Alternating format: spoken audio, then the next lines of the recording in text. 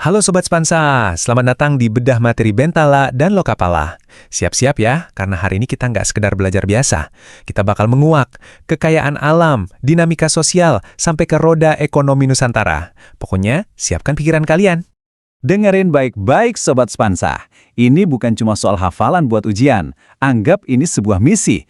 Misi kita bersama untuk jadi seorang geograf, sosiolog, dan ekonom muda yang sesungguhnya.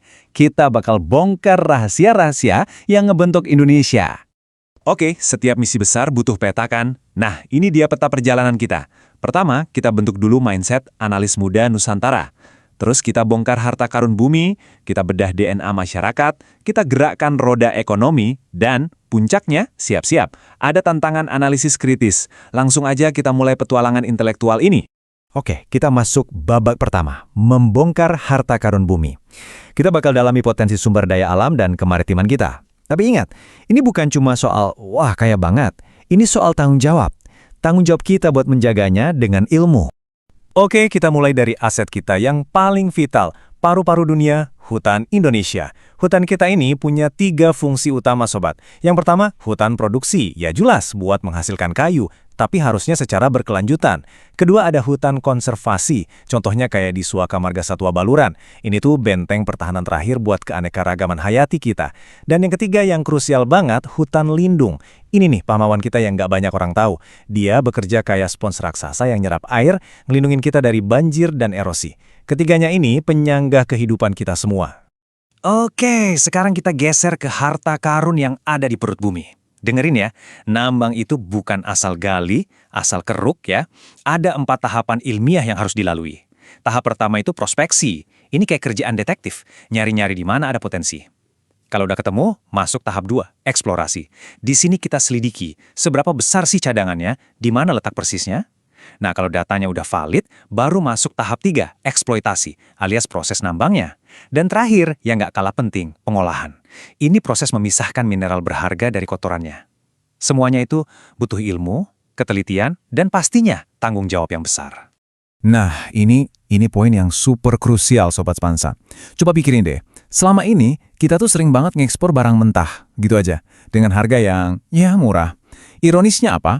Barang itu diolah di luar negeri, terus kita beli lagi, kita impor dalam bentuk barang jadi dengan harga yang bisa berkali-kali lipat lebih mahal.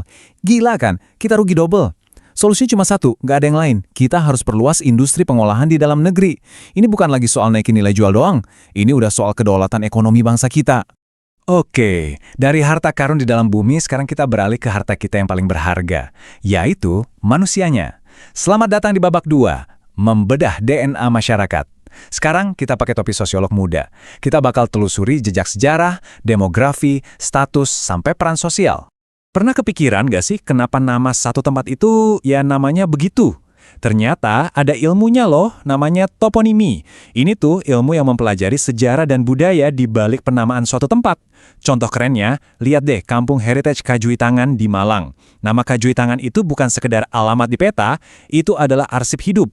Dia merekam identitas, budaya, dan sejarah masyarakat di sana. Jadi ingat ya, setiap nama itu punya cerita. Sekarang, kita bahas satu fenomena raksasa yang lagi kita hadapi banget. Bonus demografi. Tapi hati-hati, ini tuh kayak pedang bermata dua. Di satu sisi, ini jelas anugerah. Kenapa? Karena jumlah penduduk usia produktif kita melimpah ruah. Ini bisa jadi bahan bakar super buat ekonomi. Tapi, di sisi lainnya, ini bisa jadi bencana. Bencana kalau kualitas sumber daya manusia alias SDM kita rendah. Coba bayangin, jutaan orang usia kerja tapi nggak punya skill, nggak punya pendidikan memadai. Bukannya jadi pendorong ekonomi, malah jadi beban negara yang luar biasa berat. Nah, di dalam panggung masyarakat, setiap orang punya status. Secara umum ada 3 jenis. Pertama, ascribed status. Ini status yang nempel gitu aja sejak kita lahir, nggak perlu usaha. Contohnya syarif, yang merupakan keturunan bangsawan. Kedua, ada achieved status. Nah, ini yang diperjuangkan. Status yang kita raih dari usaha dan prestasi. Contohnya, Amarta yang jadi juara OSN, atau Kevin yang sukses jadi arsitek. Dan yang ketiga, assigned status. Ini status yang diberikan oleh masyarakat sebagai bentuk penghargaan atas jasa-jasa besar. Contoh paling jelas ya, Insinyur Soekarno atau Jenderal Sudirman. Tapi, ada satu hal yang penting banget buat kita camkan. Sebuah pengingat yang menusuk. Ingat, Status sosial yang tinggi bisa hancur seketika jika orang tersebut melakukan kejahatan atau korupsi. Ini bukti sobat, kalau status itu datang bareng tanggung jawab moral yang super besar. Status itu nggak permanen, bisa hilang dalam sekejap mata. Oke Sobat Spansa, analisis geografi beres, analisis sosiologi beres. Sekarang kita asah otak kita jadi ekonom muda. Kita masuk babak 3, menggerakkan roda ekonomi. Fokus kita sekarang, para pelaku, mekanisme pasar, dan keseimbangan harga. Coba deh bayangin ekonomi itu kayak panggung teater. Ada 3 pemain utamanya. Pertama, ada rumah tangga konsumen atau RTK. Ini ya, kita-kita ini. Tugas kita apa? Mengonsumsi barang dan jasa, sekaligus jadi penyedia tenaga kerja. Pemain kedua, rumah tangga produsen atau RTP. Mereka inilah yang mengolah barang, memproduksi, dan bayar gaji kita. Dan yang ketiga, tentu saja, rumah tangga pemerintah. Perannya kayak sutradara, ngatur main, kasih subsidi kalau perlu, dan narik pajak. Dalam ilmu ekonomi, sekedar pengen itu belum cukup sobat. Ada istilah yang namanya permintaan efektif. Apa itu? Gambarnya gini, itu adalah keinginan buat beli sesuatu yang didukung sama kemampuan buat bayar dan beneran dibeli, jadi bukan cuma mimpi di siang bolong.